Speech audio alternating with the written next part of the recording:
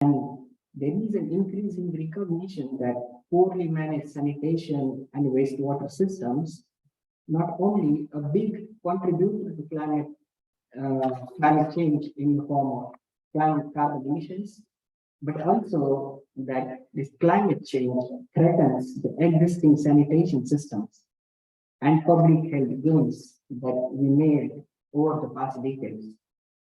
And yet, we have very limited evidences that sustainable sanitation have a good potential to offset greenhouse gas emissions that can be leveraged through carbon finance. So with this, I would like to welcome all the speakers. Next slide, Russell. Yeah. So we have guest speakers from PKSL, from Bangladesh, FSM Alliance, very Dutch Water Operators, Sanivation from Kenya, Emirate Health Africa, Uganda, and Take a Stake Fund program. Yeah. So next slide, Russell. Yeah. So in this session, we will start with introduction, followed by two speakers, and then in the first part we'll talk about climate change mitigation and sanitation. In the second part, we'll talk about climate change adaptation and sanitation. And at the end, we will do closing remark and wrap up. Yeah. Next slide. Yeah. So I would like to welcome Valentin Post to kickstart the introduction part and to explain thoughts for this session. So, Valentin, over to you. Thanks, Sumit, and welcome everyone. Laszlo, can you go to the next slide? So, Finnish Mondial is a consortium, and we are the convener of this session. As a convener, as a consortium, we are scaling sustainable sanitation in South Asia and East Africa. Until mid this year, we contained over 300 million kg of human waste in a safe manner. But where we are struggling really is the safe reuse of human waste. And in the first 2 years of our 5-year program, we managed to do only 6% of the safely managed human waste reuse. So, and our target has been pretty steep at 175 million kg. So this is only indicative of the difficulties we realize in utilizing human waste, and not only utilizing it, also realizing their climate impact.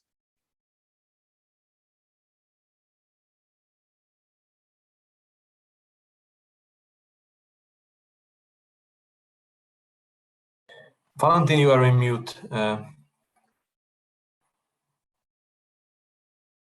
Yeah, you are on mute, Valentin.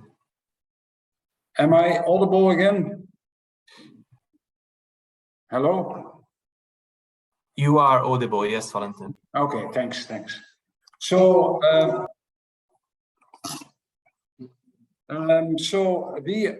well, it's maybe a small comfort, but not that much, that we are not the only ones struggling. But we think, and we are pretty convinced that together we can overcome these hurdles. Or we may overcome these hurdles alone. We certainly can't do it. So, why are we convening this session? Well, sanitation and climate are linked, but the links are not always that clear. And we know they are there, but it's not always that visible. We talk about non-sewered or decentralized sanitation. We are facing challenge of recognition in the climate field compared to sewered or centralized treatment. To be climate smart, we need to think about scale and credibility in the climate change community, and that's lacking as of today. And at the moment, what we require more knowledge and mapping of bottlenecks and opportunities. We need partnerships and an agenda for gaining recognition and credibility. So I'm very happy that we have seasoned panelists from like-minded organizations, bringing very different angles from finance, technology, policy, service provision, community, and gender. And then my request to my fellow panelists and to the audience, as let's explore sanitation-oriented climate action. Thank you.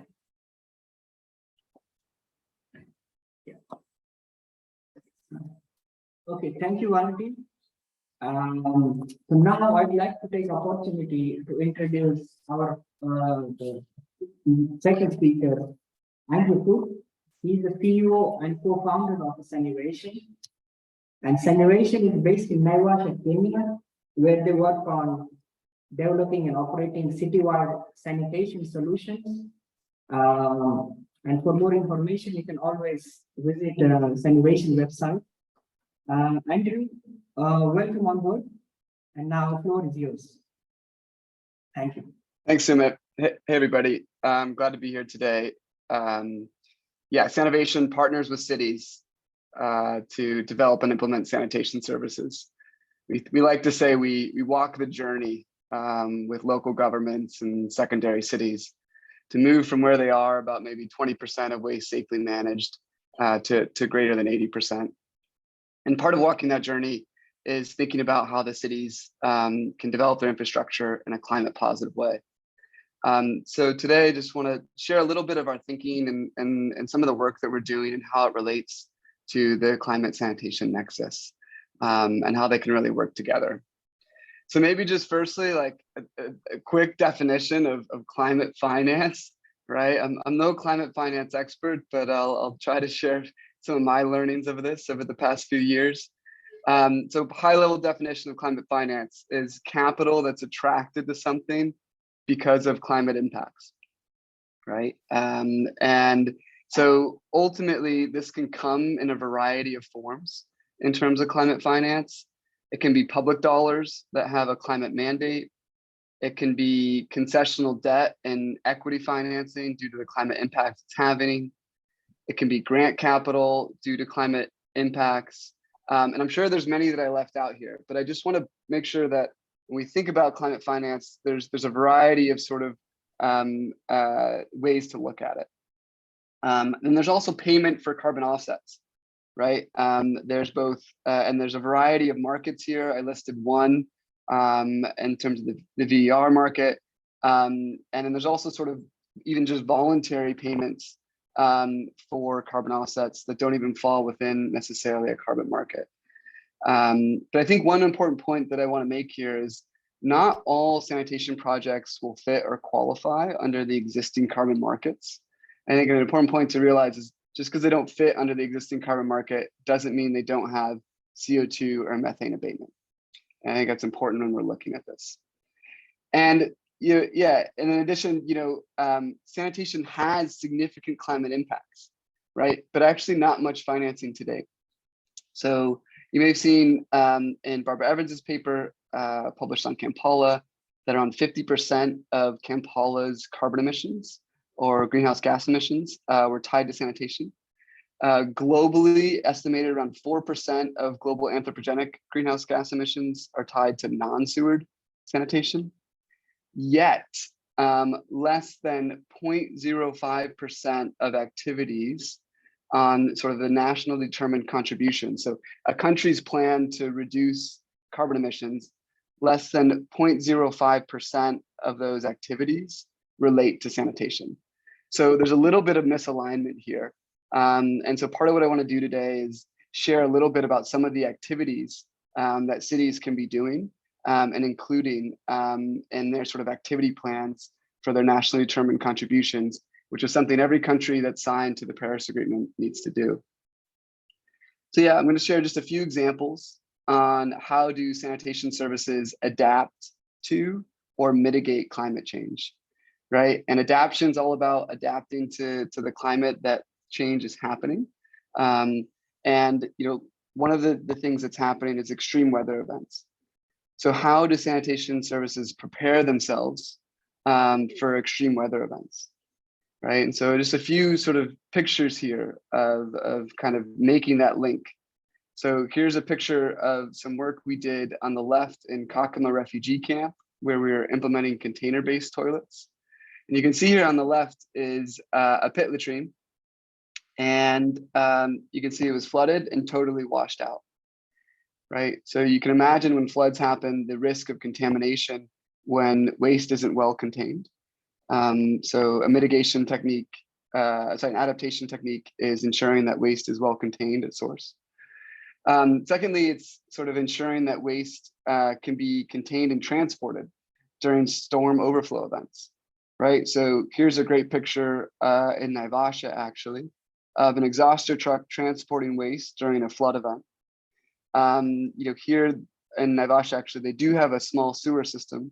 So what we're actually seeing is combined sewer overflow as well, combined sewer overflow. So the rainwater and sewer mixing together, flowing underneath this exhauster truck.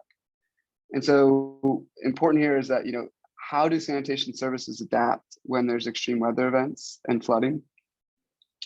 And, another important piece to consider in adaptation is oftentimes, wastewater treatment plants are built near rivers, right? So that the wastewater can be safely discharged back in the aquifer. You're really ensuring that plants are considering, 100-year flood lines or more when they're being designed. And so all these things, are really important when a city's thinking about how it's adapting to extreme weather events. And there's also some advantages, we'll see that here shortly, about a service model approach during extreme weather events. So let's go ahead and go to the next slide. So now I want to just talk a little bit about mitigation, right? And the high level, takeaway here is that a city's sanitation choices can either mitigate or increase carbon emissions. So if you take Kampala from the work Barbara Evans did in the Nature study, so estimate was there was 189,000 tons of CO2 per year. And Kampala had about 54% of waste being safely managed, 22% of that being on sewer and 78% on non-sewer. And so as the city progresses towards having more waste safely managed, there's good news and bad news, right? The bad news is as more waste is being safely managed, the city actually has a risk of increasing the amount of carbon emissions. So that would be sort of the arrow up above at 282,000 tons of CO2 equivalents per year, going from what was current at 189 to 282. However, looking at sort of making some climate smart decisions as more and more people get waste safely managed, can actually see a decrease to 125,000 tons of CO2 equivalents per year, ultimately representing about 150,000 tons of CO2 equivalents per year, which equates to about 100 kgs of CO2 equivalents per person per year. And so ultimately, we want to think about this gap and how are we supporting cities to make decisions to decrease their carbon emissions. Let's go to the next slide. So that's exactly the question, right? And so here are just a sort of few examples from the mitigation standpoint of how to achieve carbon emission reductions. So one, moving waste more quickly and with frequent emptying of pit latrines and septic tanks. This is also an adaptation technique, as we saw, to ensure that waste isn't overflowing from pit latrines. This is sort of largely to stop anaerobic decay. Secondly is to treat waste aerobically on the treatment side, or capture and use methane from anaerobic treatment. One thing I do want to flag here is that often capturing and using methane can be complex, particularly in sort of ensuring that there's an offtake for the methane at a local source. And then, within the waste treatment side is reusing waste to offset carbon emissions. And so here's sort of just two sort of ideas on waste collection, waste to value treatment plants that can be done. So let's go ahead and go to the next slide. So, here's sort of an example about moving waste more quickly. On the left is sort of what it often looks like before of waste being emptied, not safely when its pits are overflowing.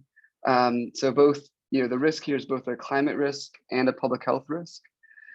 Idea for climate finance is to actually invest to support local governments to professionalize a waste collection service, to enable more frequent emptying of pit latrines to stop anaerobic decay, and also from adaptation to prevent outbreaks with flooding, with increasing service level systems. And as well, at the core of sanitation of why we're doing this is for the public health benefit. So really thinking about how do we move from the left to the right and thinking about how climate finance can play a role in that due to the mitigation adaptation. Yep, next slide. And then, another sort of example is treating waste aerobically and reusing to offset carbon. So sort of two concepts here. One, there's a lot of sort of existing plants that are often non-operating.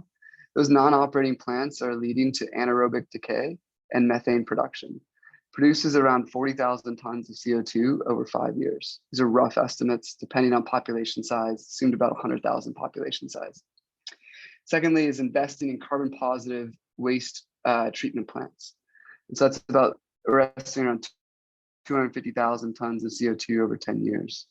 And so there's two sorts of benefits here that we get from aerobic waste treatment plants. So one is the methane abatement. So instead of sort of a anaerobic plant, so in the Kampala study, there was a Lubiji plant that was doing anaerobic waste treatment that was producing methane.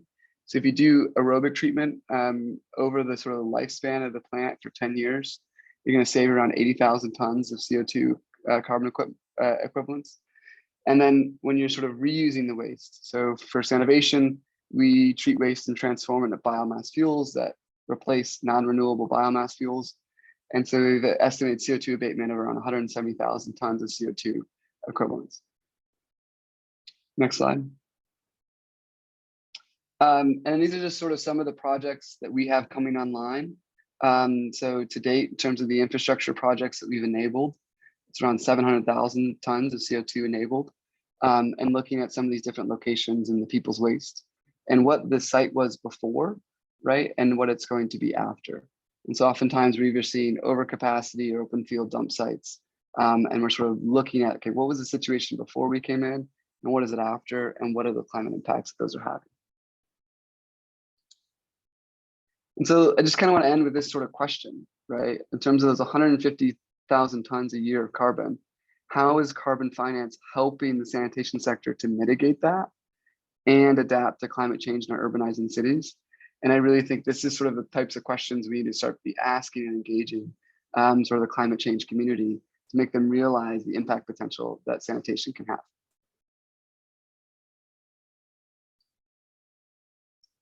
That's it from me. Back to you, Sumit. You need to unmute. It's unmute. Okay, thank you so much, Andrew, for very interesting figures and highlighting that even if we have 100% access to 100% access to sanitation, it's still a red light when we look at the carbon emissions. Okay, so now I would like to move on and officially start our first part of the session, which is climate change mitigation and sanitation. So I'd like to welcome Rander van den Breek. He's from WAY, and WAY established water operator partnerships to make partners and utilities stronger, financially sustainable, and more climate resilient. So today he will share his experience in Arusha, Tanzania, where he to generate carbon credits under the WASH programs. Rander, welcome, and now floor is yours. Thank you, Sumit. Good afternoon, all of you. Like has been said, we have a water operator partnership as VEI, as Dutch water operators, with the water authority in Arusha, Tanzania. And I'd like to share with you our experience with piloting carbon credits from new water connections. Next slide, Laszlo. So having the footprint assessment, then carbon reduction as a first step to reduce the footprint, carbon offsetting as a second step. This is about the offsetting. So carbon credits are generated and can be sold on the market to basically offset the carbon emissions from other organizations, including ours, I have to say, as we have our footprint as well. So the logic is as follows. On the left, well, basically it's a hypothesis which we have tested in our pilot project. We started this pilot project in 2019, and the hypothesis is as follows. On the left, you see customers who are boiling water from an unimproved source. And those customers are not, those households, I have to say, are not connected to a piped water supply service, not connected to an improved water source.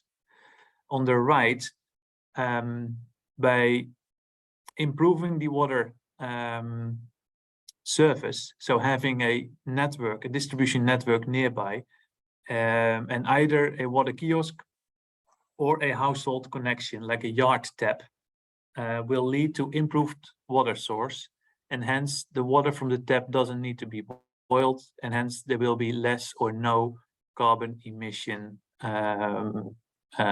from boiling water. So this hypothesis is tested. Next slide, Laszlo. So what you see here on the left, there is the access to safe drinking water. That is SDG 6.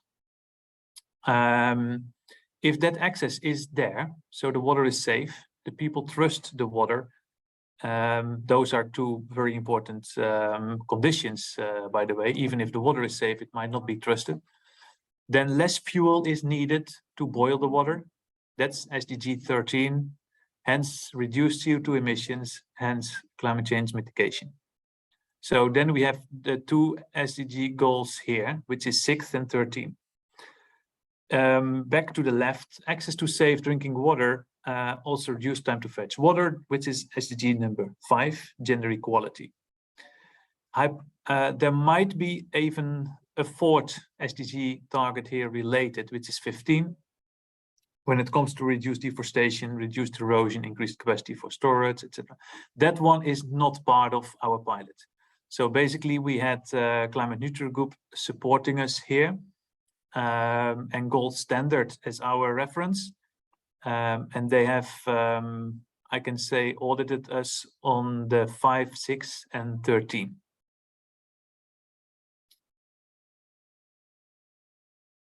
Well, most important is the question on what is the value of a carbon credit. And value can be considered from different angles.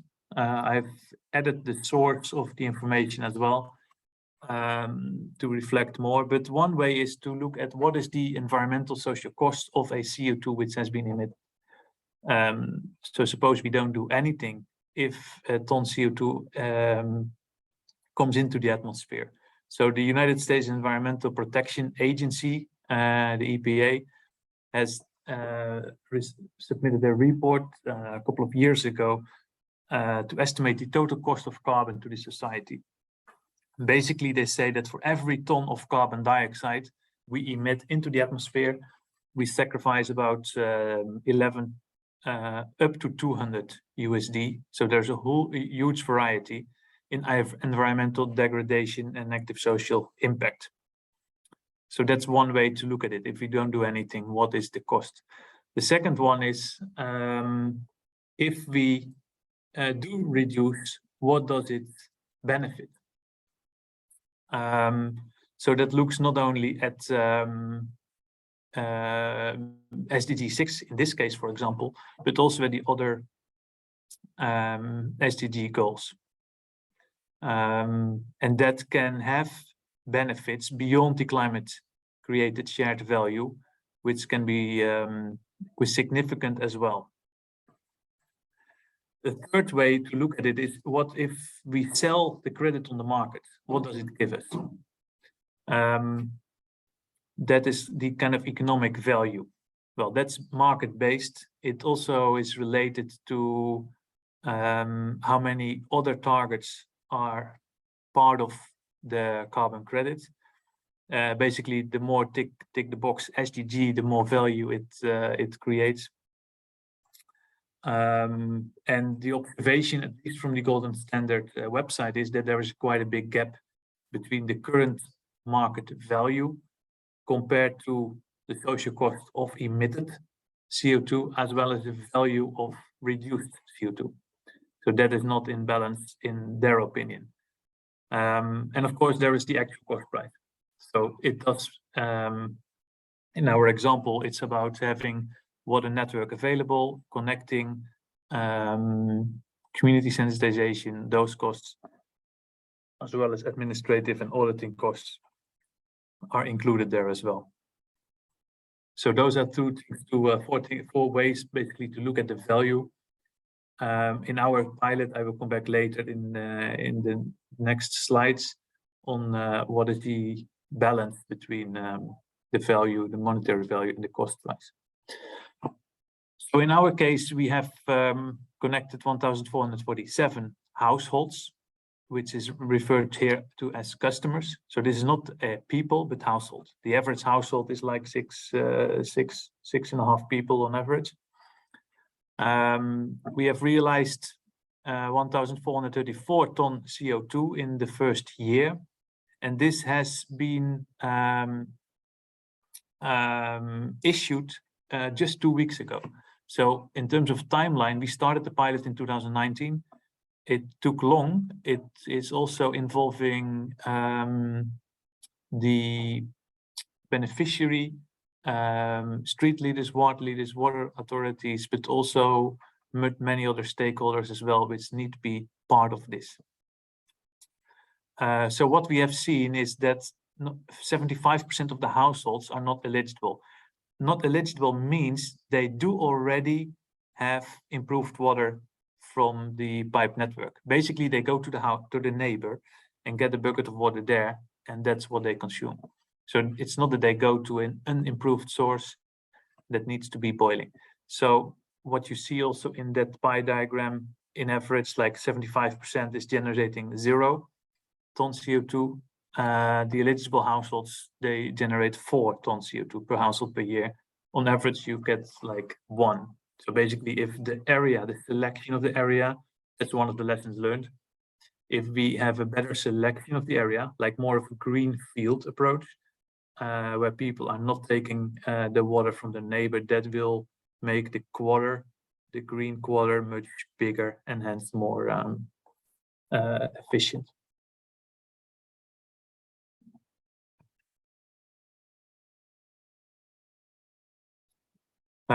So on the left side, our Arusha pilot and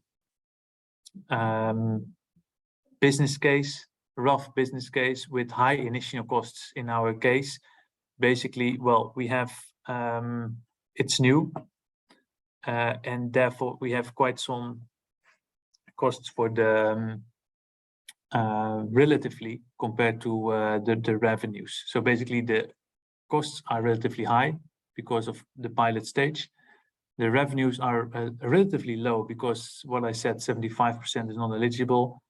Still, like payback can be done in 5 years. Suppose in the most optimal scenario where nobody is consuming water from the neighbor, everybody is boiling. That's basically the optimum scenario, which will never be reached. But then the curve is much steeper in the revenue side. So that is basically about 2 scenarios. On the left side, we might be not optimum enough. I think we have improvements we can make to move a bit from left to right. But on the right side, that is far too ideal to be reached. So as a conclusion, 1, it's intense in terms of surveys, admin, external auditing. It does require it is a lot of work. The type of the area, the characteristics do determine the potential credits. The third one is very interesting.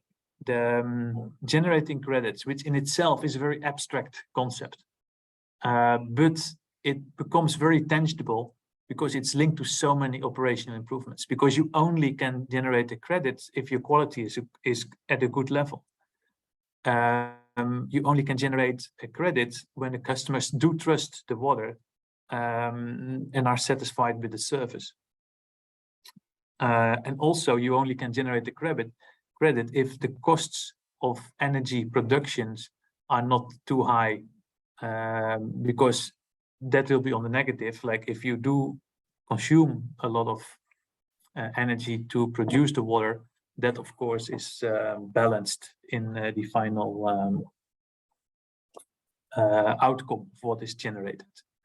And then my last bullet there is not visible anymore. But anyway, yeah, well, it will generate additional income. So it can create kind of a revolving fund to connect more.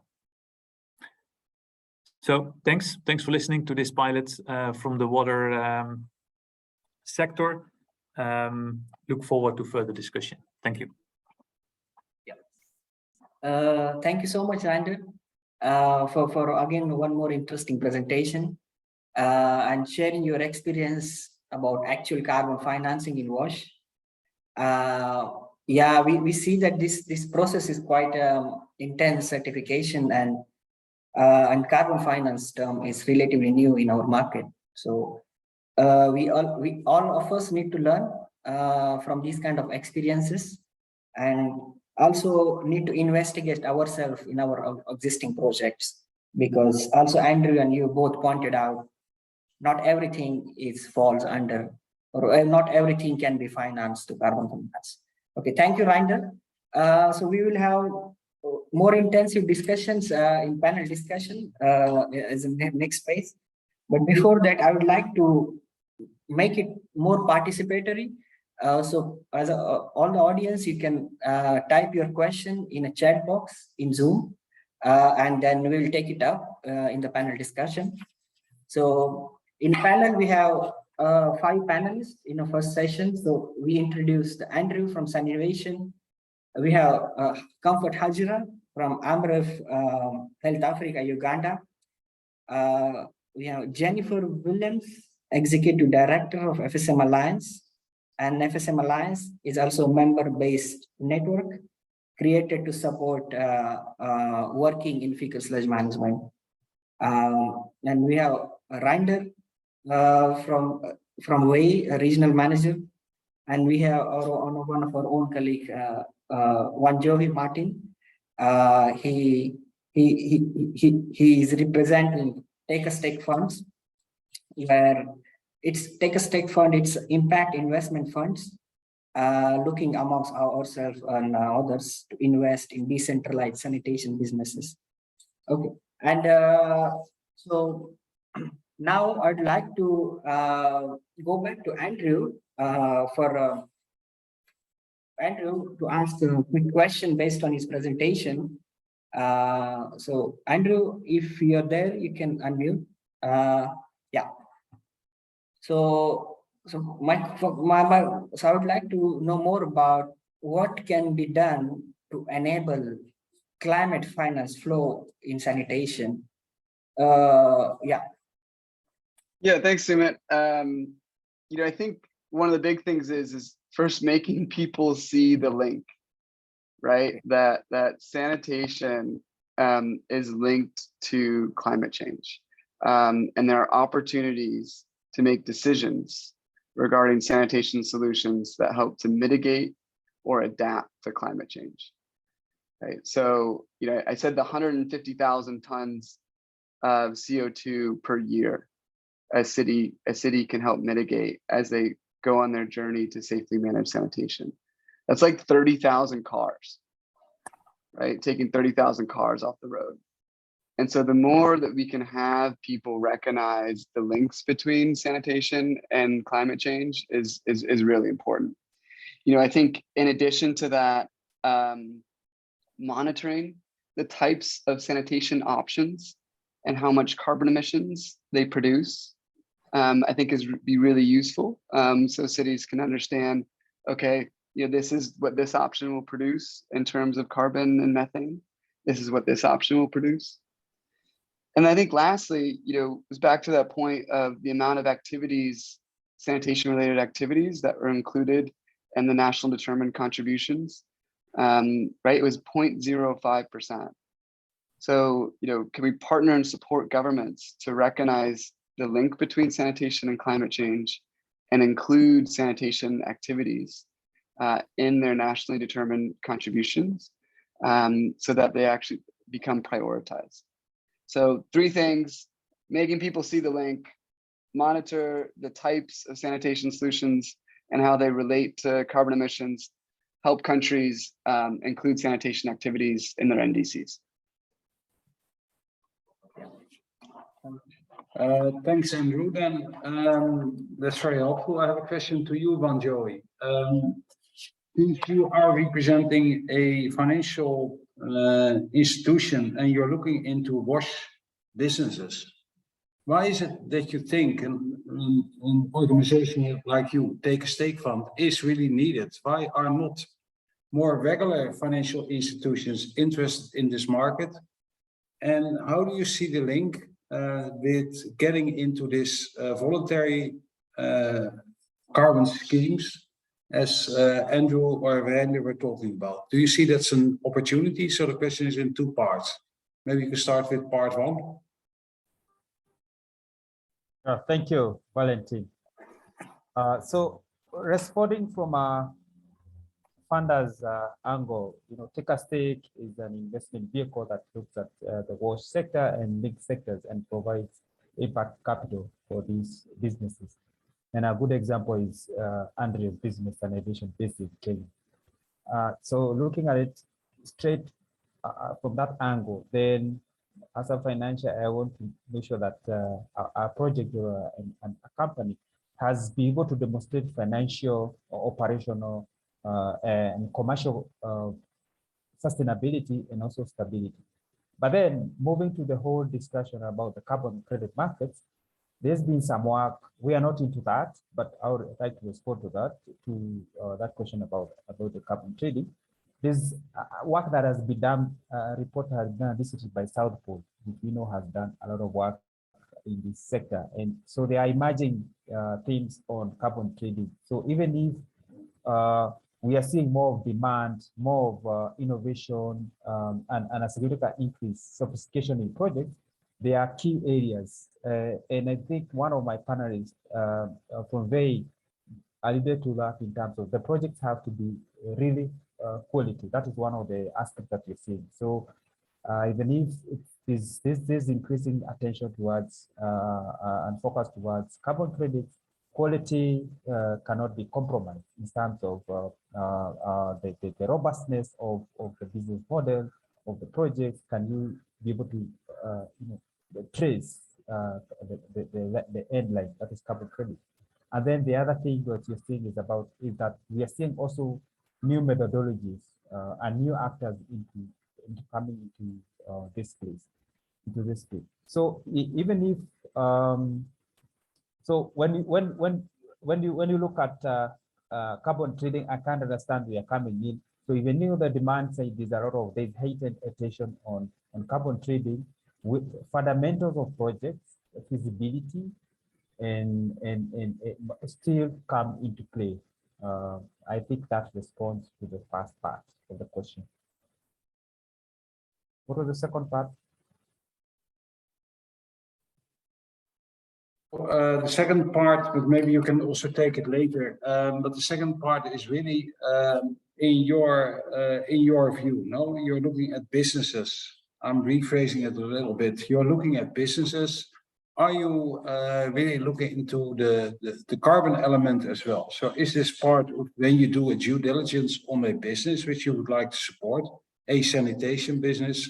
Is this a potential you take into consideration at this stage, or it's something you are thinking of? Yeah, thank you, Valentin. Yes, it is an area we are looking at. As I explained, from where we see Take a Stake, we look at various other sectors besides sanitation. So we see carbon credits into areas like plastic waste. We've seen entrepreneurs already started thinking about and having agreements with institutions that play a bigger role in that space.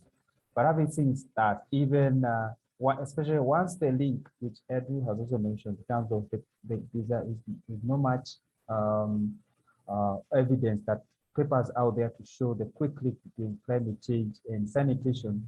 If, as we see more of that coming on board, then for us, we are open, because we're open to supporting projects or entrepreneurs who are taking advantage of this, whether voluntary carbon market or the compliant carbon market. And we are going to see a blur in terms of the lines between voluntary and where these on terms and also compliance markets. So with this, we have an interest in that in our strategy.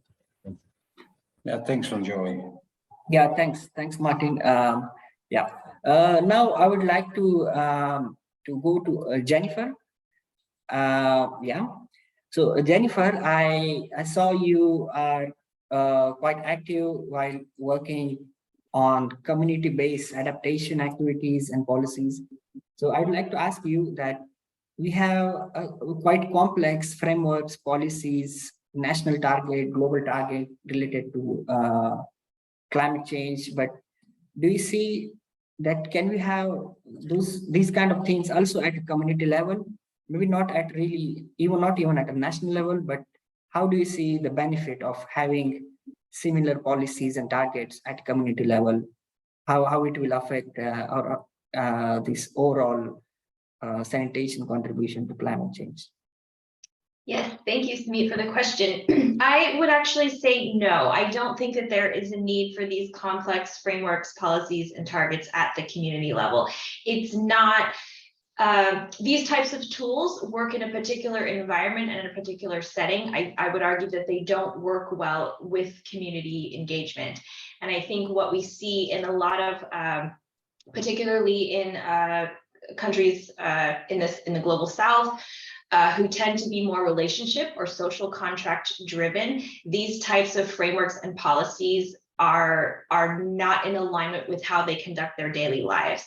So I think if we're really trying to engage the community, we need to use tools that have been proven to reach them. And we've seen some of these types of public health messaging campaigns work during the HIV.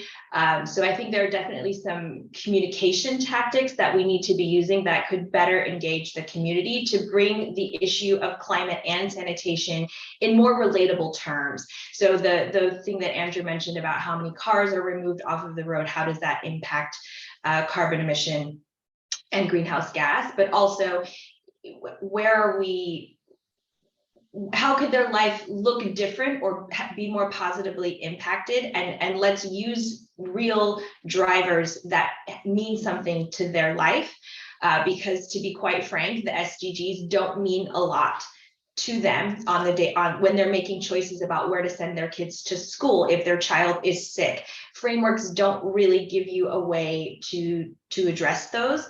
And so also, how do we speak about climate change in a way that resonates with the community? So it's again, not through these complex frameworks.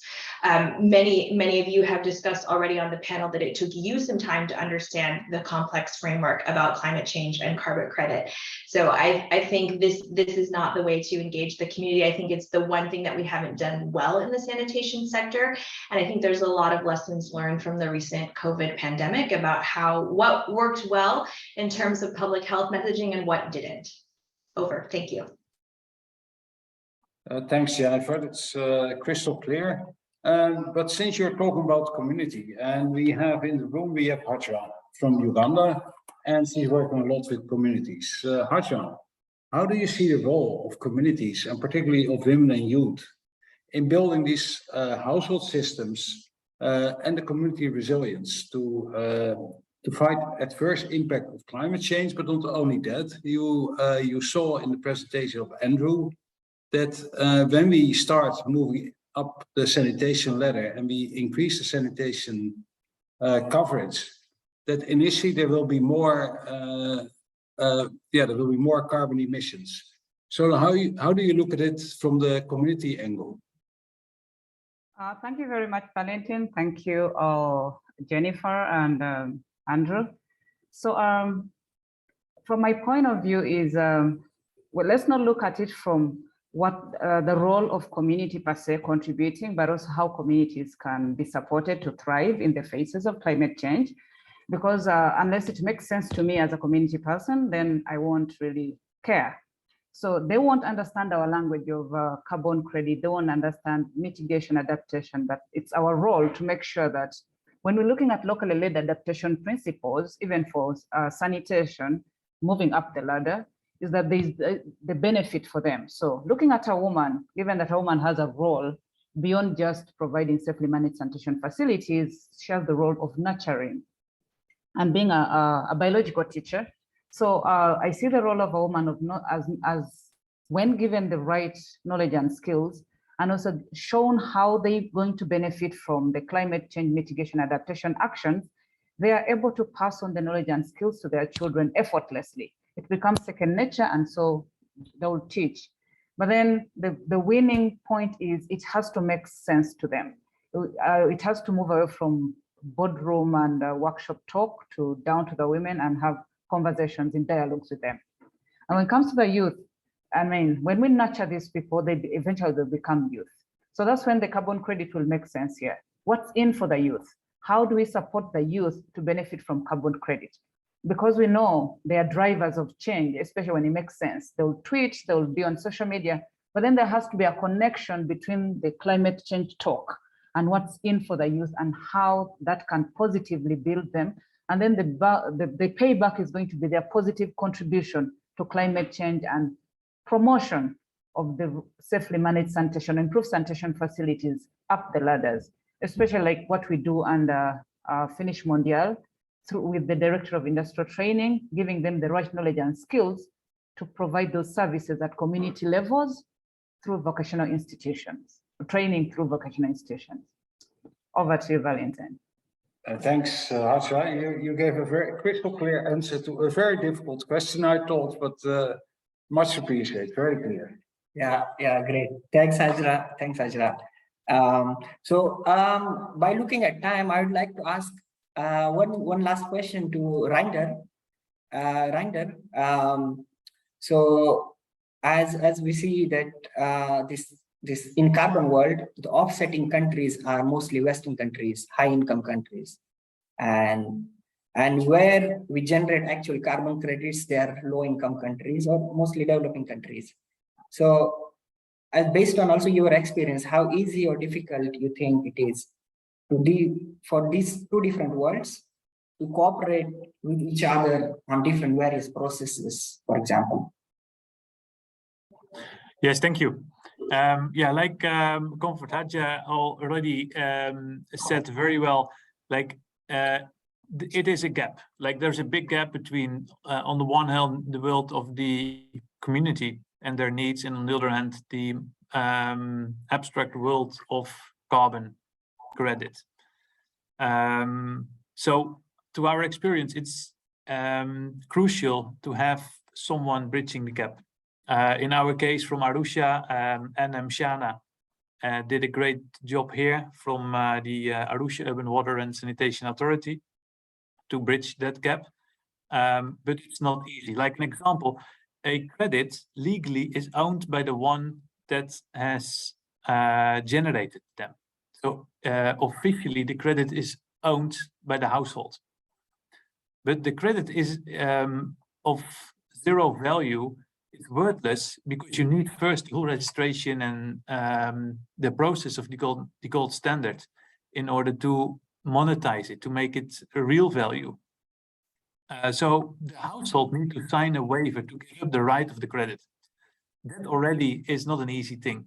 That is signing for something which is very abstract, and giving up something which you don't know what it is also not easy.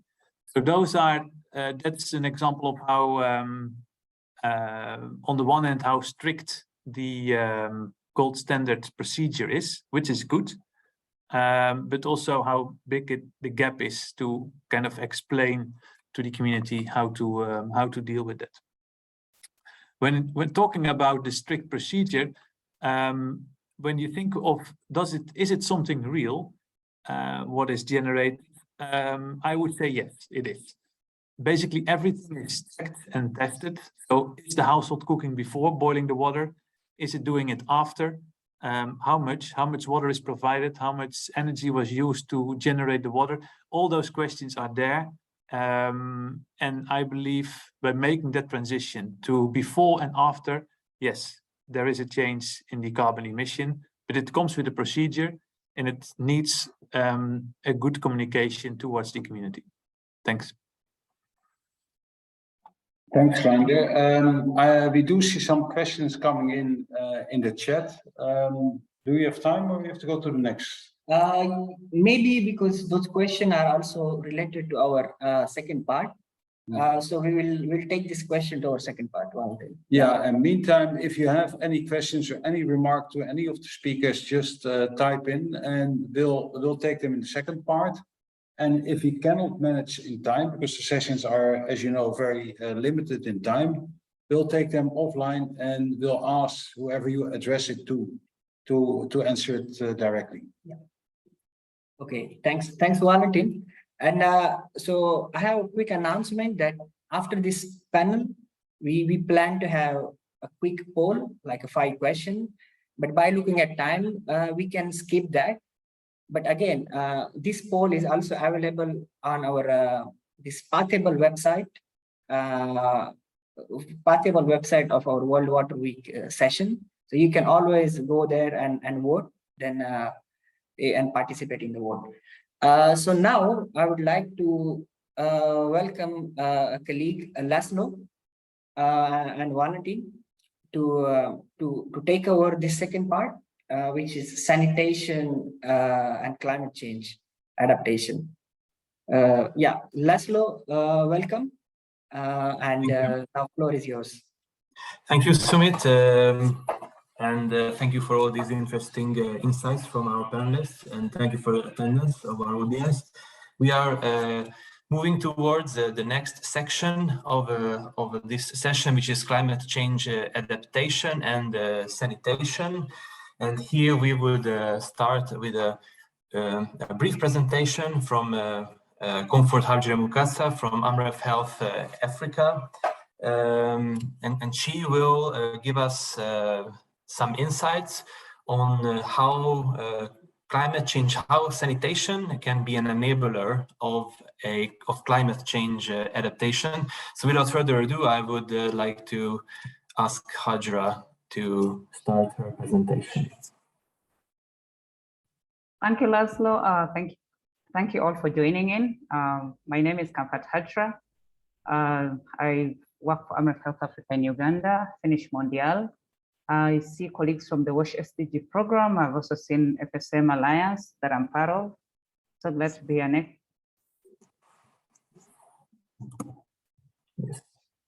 Next slide, please.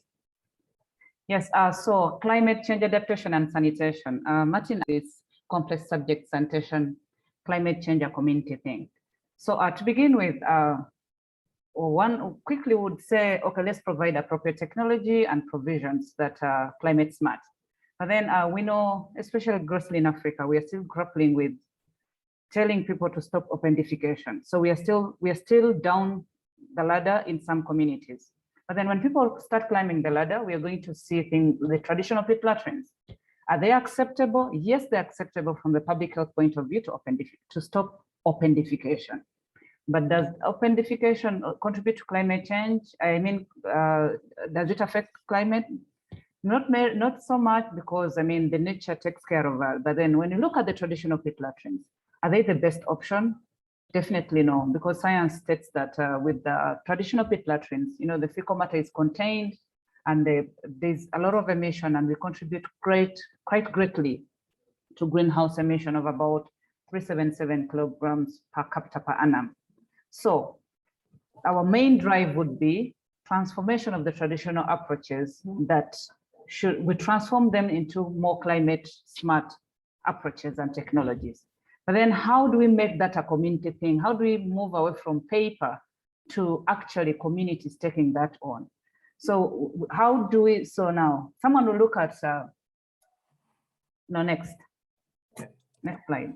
So someone would look at how do we do this thing? So if you want something to become the way, our way of doing things, then someone would want to look at policies, would want to look at enabling environment, would like to look at government being in the driver's seat, but we also want the communities that are part of this, that are going to invest in these approaches, being part of the conversation. So promotion and the priority of adaptive sanitation solutions, therefore, cannot be just boardroom talk, conference talk. It has to be at a national level, regional level, but also community levels, making sure that when we talk climate change and sanitation, the language is appropriate for communities, having the right communication tools, having these designs that can be easily interpreted, and having the knowledge base on ground through the youth like training the youth to make sure that they're there to provide.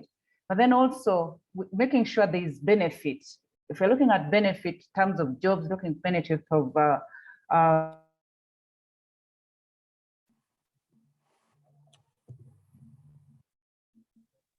Oh, I think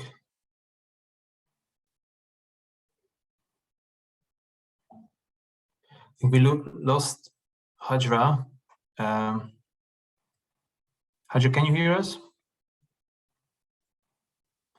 think her connection has been interrupted.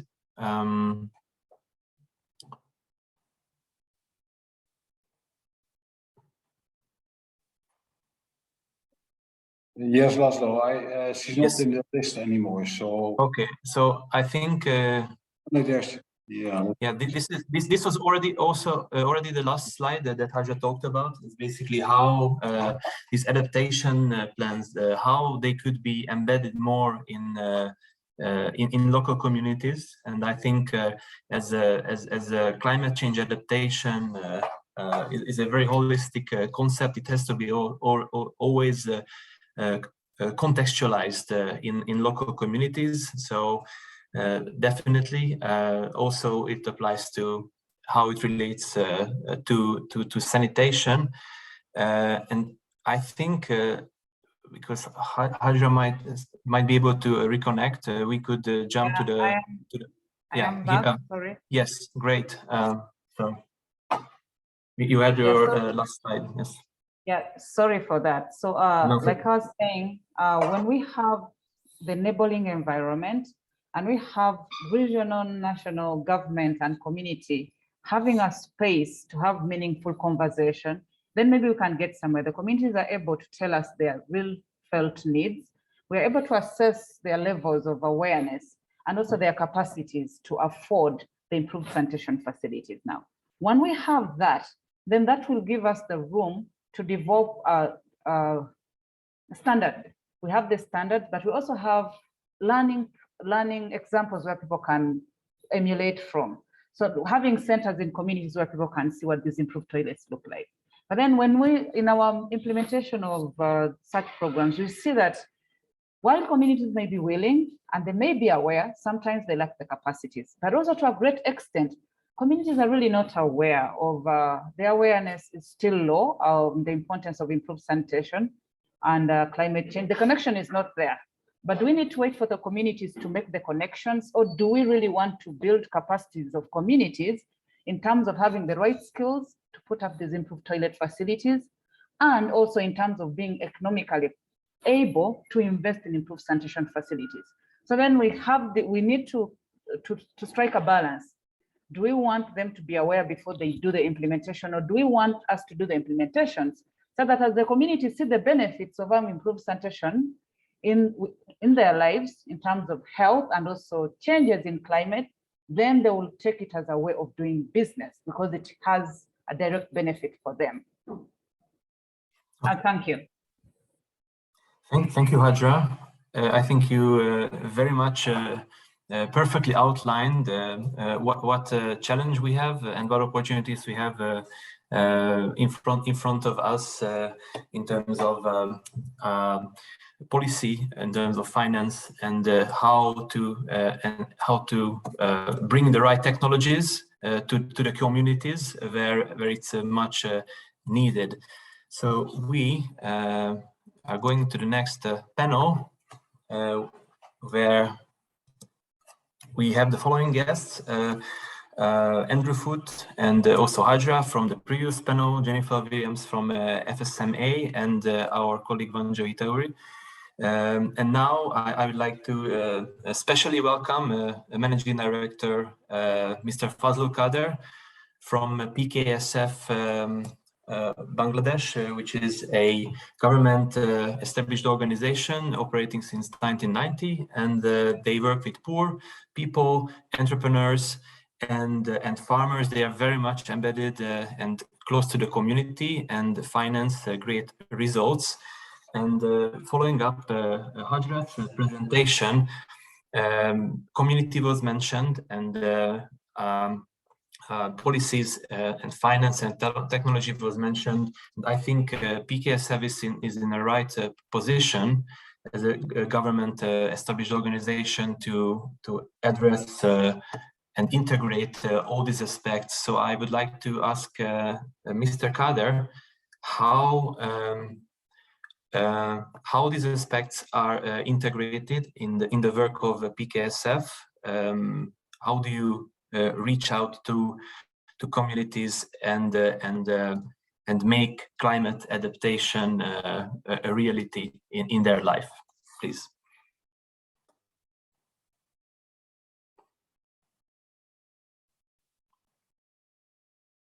Mr. Kader, are you with us? Yes. How much time I have? We can have multiple questions. So one question, if you could give us a brief answer, we would follow up. We could follow up several times. Okay, so I'll be brief. Thank you. PKSF is a second-tier organization, basically, and we work through partner organizations, which are basically MFIs, microfinance institutions. What we did over the last 32 years, we played a key role in shaping the very famous microfinance sector of Bangladesh over the last 32 years. And first, we built the financial system so that people can have access to, grassroots people can have access to finance for undertaking various kind of income generating activities. And then by using the financial program, which is continuous in nature, kind of a banking system, we use that as the backbone of our program and hooked many non-credit services eventually. And one of them, since 2010, is climate change. Because as you know that climate change, Bangladesh is one of the worst victims of climate change, though we are not responsible on, as far as greenhouse gas emission is concerned, we are one of the lowest greenhouse gas emitter in the country, but it's basically a delta lowland. The average height from the sea level is about 2 meters, something like that, or overall Bangladesh, excluding some hilly areas. Anyway, what we did in climate change, we thought that we should focus on adaptation rather than on mitigation, because the economy is growing, Bangladesh economy. So we need to ensure so that people can use power to enhance their productivity and undertake their various economic activities that scale them up. So we thought that since climate change is a cross-cutting issue, we try to embed the climate change adaptation techniques into our various programs. We are into now cultural program, financial program, value chain interventions, and various other microinsurance and many other things. But the backbone is basically our inclusive financial program. So when sanitation, we looked into sanitation, in Bangladesh, open defecation rate is about 1% now. But the picture is not very rosy, because as far as hygienic sanitation is concerned, only 40% of these improved toilets are hygienic. That means water seal, and they maintain the overall environmental guidelines. Rest of the 60% toilet, almost 59% of the toilets are not hygienic. So we undertook a venture, quite a big project, about $400 million project. And we also contributed from our resources to promote hygienic toilets, which are also climate change adaptive. We adopted climate change adaptive techniques in Bangladesh.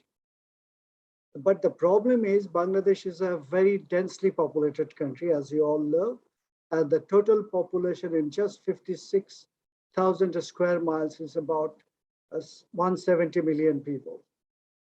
And in that context, we wanted to promote family-based toilets, basically. That is in the rural areas. Still, the 80% of the population live in the rural areas, basically.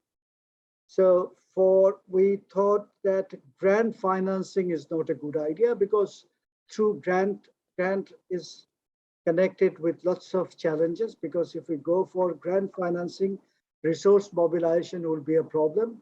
And then, as we all know, that grant financing is entailed by lots of inefficiency.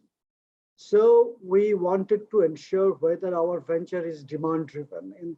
In that respect, first we undertook a pilot project in Bangladesh, where we tried to build 200,000 hygienic toilets with climate change adaptive techniques in Bangladesh by using lending instruments, financial instruments, loan instruments, so that it is and that was very challenging, because the poor people, whether that was an issue, whether poor people can afford to borrow money to finance their hygienic sanitation requirements.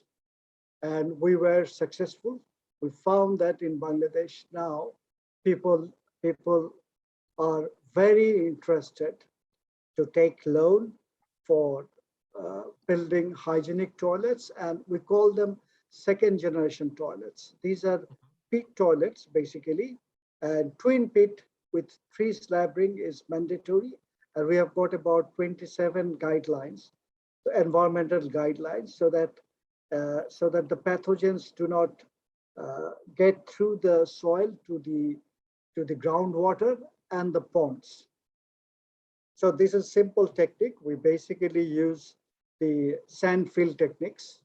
Beneath the pits, we put sand, and around the pits also we have sand fills there in order to ensure that. And these are all water sealed pits. Yep. The first session was very interesting for me, because as far as linking sanitation with climate change is yet to be conceptualized in our country adequately. It's pretty hazy. So we need to learn from the excellent presentations we have seen. Some of the excellent presentations I have seen, 3 presentations, especially from the Kenya and another African country. Wonderful. We are looking forward to learn these techniques in Bangladesh. What we do now, they have to have twin pits, and it takes about 10 years to fill up the 2 pits. So they have enough time, and by the time they start using the first pit, the second pit, the first pit is already 5 years old. On an average, I've been from the start to end 2.5 years old. So by that time, lots of fecal sludge is degenerated, and there is no way of methane gas to be in the air, because these are water sealed. So that by that, in a very, I would say, in a very primitive way, or in a very simple way, we are adapting to, we are contributing to less emission of GHG gas, especially methane. But as far as use of fecal sludge is concerned, we know very little about it. We have to go a long way with respect to that's the next step. I'm sorry, let me jump in, because we are running out of time. I think you very much outlined all 3 aspects again in the Bangladeshi context. So thank you very much for that. BKSF is really leading the way in climate adaptation. I think not in the Bangladeshi context, not also globally, it's an example, because it provides finance, and it's really embedding this whole concept in the local community. So I would like to jump in here and connect this to our next panelist, Vanjoy, regarding finance. We all know that the finance or the funds available for climate mitigation and adaptation, it's not comparable. Climate mitigation is much more better finance than adaptation. So what do you think? Now, PKSF is bringing finance to this area, but how would you balance a bit this scissor that is between mitigation and adaptation finance? Thank you, Raza. Yes, of course, we are aware that climate change is arguably the most pressing global issue. Of course, next to that is the environmental degradation. And so when you go into climate change, you're looking at mitigation adaptation numbers. I think for now they're around 80-20. So first of all, I don't think there's a way you can go for a 50-50 split, because both targets are inherently have their own, by design, are fundamentally different. But I would advocate for more money flowing towards adaptation. So how do you make sure that we are supporting these climate resilient initiatives like the one for one of our panelists, Andrew, with innovation doing. For me, I look from the supply side of capital. I think there's a need for more patient, and I know the last decade has been a lot of patient capital, but sometimes that patient capital is not too much. It needs some more level of flexibility. Even on a chart, I've seen convergence, and they try to support innovative structures around, especially for impact fund. So one of the ways looking at it from a financial point of view is, especially with the big money that comes from developmental institutions, the concession capital, then can it have more implementers like us, take a stake, this year, Uganda and India, more leg room to try out with things like resource refinancing, these repairable even grants, or even some of the innovative financial structures like royalty or level-based business models. So that is one way I'll look at how to make sure that more money is flowing towards adaptation. Yes, thank you, Vanjali. We are really running out of time, but I would like to ask short questions from other panelists. And the next panelist, Jennifer. I think when it comes to finance and when it comes to problems, there is a big disparity. Finance is coming from the global north often, and the problems are in the global south. So how would you bridge these two worlds when it comes to like building narratives and building the conceptualization of this topic? I think Hajar touched on one of the points earlier that I wanted to make, which is engaging with the youth more. So I think that's and helping them understand some of the financial aspects and financial frameworks. They're very active, and so how do we mobilize their energy? They are really looking at the world in a different way. I think the other thing that we need to try to reconcile is thinking about our underlying societal differences in the global north, where we develop more complex frameworks. It's a more individualistic society. It's a little bit more transaction based. So setting those milestones and targets and some of the complex frameworks. But again, as I mentioned on the first panel, we see a lot more socially based contracts in Southern countries. So in African and Asian cultures, it's more about the collective and less about the individual. And so how can we try to bring these approaches more together? How can we better understand each other? It's something that is going on in the work that we're doing right now with different partners. How do we understand their way of working, and what can we bring to the table to improve on that? But not so much trying to push our way of working directly onto that, because we think it's better. It's not necessarily better. It's just what we know and what makes us feel comfortable. And on the flip side, social contract makes other cultures feel a lot more comfortable, and not legal or financial frameworks and contracts. So these types of big societal differences, I think understanding them and then learning how we can work with them is a big step. Over. Thank you. Thanks. I have a question from the audience to, I think, Andrew, maybe you can take that one. There's a question from Diana Uloa.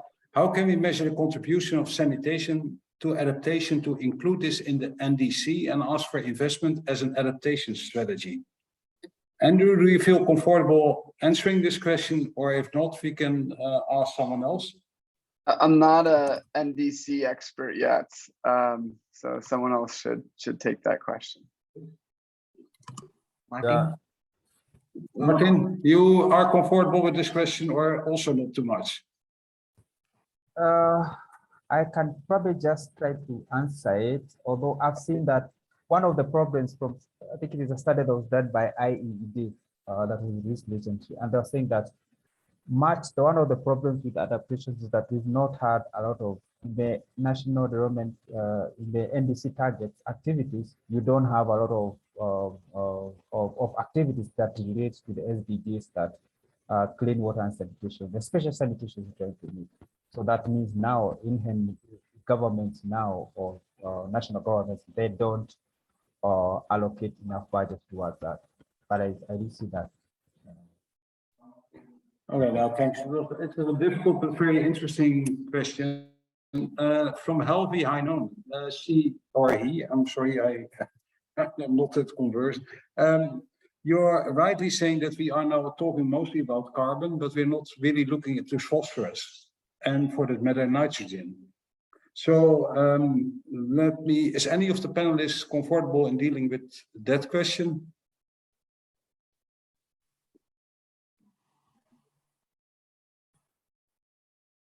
I mean, I can take it briefly. I think, you know, holistically, yeah, it's important for us to look at, you know, a circular economy approach and conserving resources across sanitation.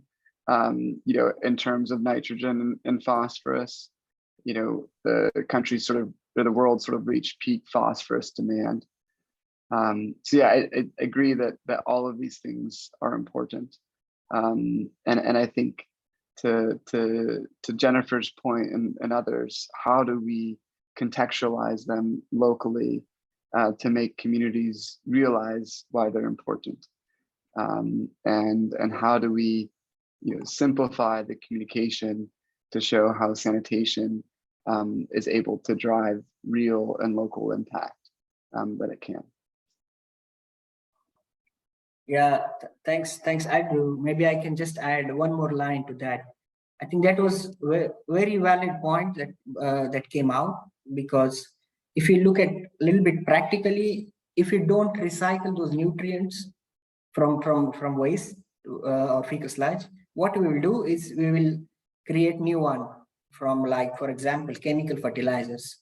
And if you make 1 ton of nitrogen fertilizers, for example, you emit 12 tons of CO2 equivalent emissions in China and 10 tons in Europe, not much difference. So the answer is, it will really or directly benefit the climate change agenda if you recycle those nutrients. So ultimately, you will reduce dependency on these hybrid nutrients or chemical nutrients. Yeah. By looking at time, I'd like to go back to Laszlo to continue our panel part. Yes, I think we have 10 more minutes, and I'd like to ask like two very quick questions, last 2 questions from our panelists. The first very quick question from Mr. Kader. How do you approach global climate financiers? Because I think PKSF is very much efficient in attracting climate finance. So very briefly, what is your selling point? How do you tell the story globally? First of all, we are one of the 2 first organizations in Bangladesh that got accreditation from Green Climate Fund, as you know, which is quite difficult. And yeah, we already received about a little more than $10 million for climate change adaptation purpose, especially to mitigate the adverse effect of flood. And then we are working on 3 more projects from Green Climate Fund. Recently, we got accreditation from from the Adaptation Fund as well. And next month, we are going to meet them in USA to have discussion how to proceed. Basically, these are two things. I mean, by this two approach, we have access to climate change fund. But interestingly, our entire program, we are trying to, embed climate change adaptation as a cross-cutting issue in our all our programs, so that we can adjust our programs with this approach. This is what we are doing. Yeah, thank you, Mr. Carter. So I think we can see that, of course, climate adaptation is very high on the agenda in the Bangladeshi context. What about in Uganda, Hajra? Is there an awareness in the Ugandan government that sanitation can be an enabler of climate adaptation? Thank you. Yes, in Uganda, there is awareness that yes, improved sanitation can be an enabler. Yes, and the government of Uganda has really taken big strides towards that direction. For instance, we have a national guideline for sanitation marketing, which is aimed at moving people from accessing improved sanitation facilities, so that even when we are claiming open defecation-free communities, at least we are saying open defecation-free at basic. So yeah, the government of Uganda has policies in place, and we also have policies that create enabling environment to make sure that people move to, there is a sanitation, not just for health, but also contribution to climate change adaptation.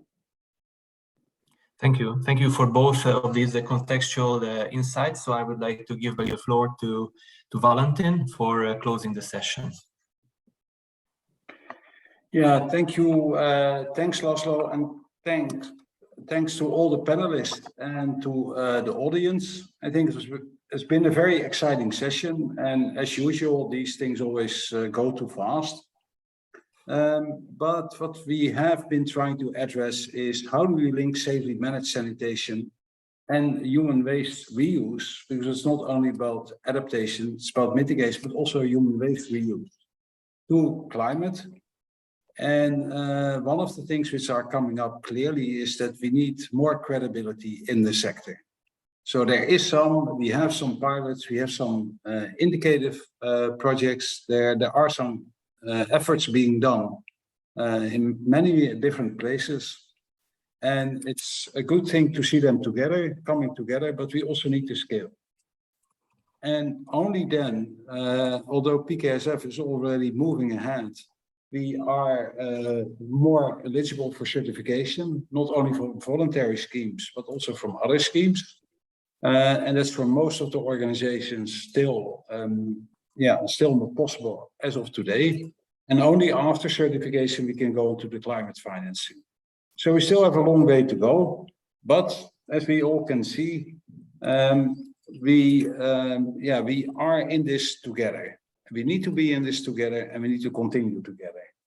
Now, if we were trying to answer or ask the panelists to address some of the questions, but we know we haven't been able to address them all.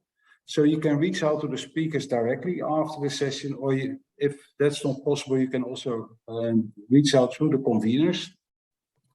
Now, in terms of action, we are on a path. So this is a first step in the path. And what we are proposing is a webinar.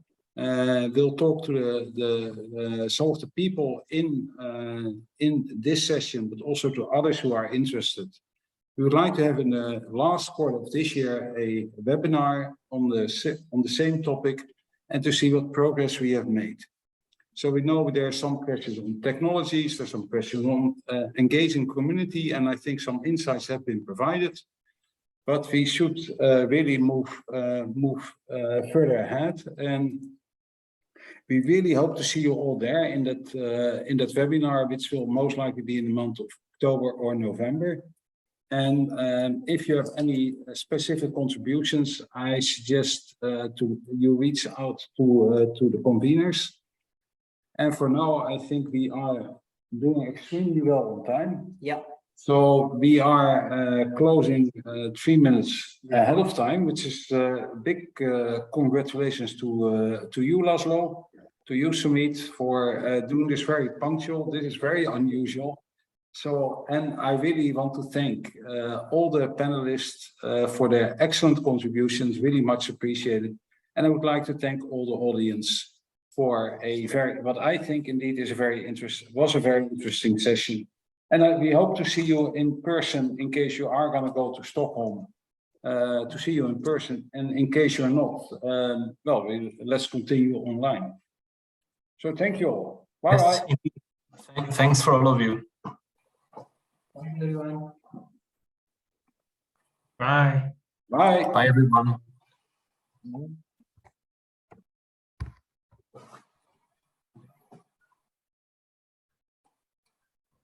Bye, guys. That was a very good coordination, Valentin and the team.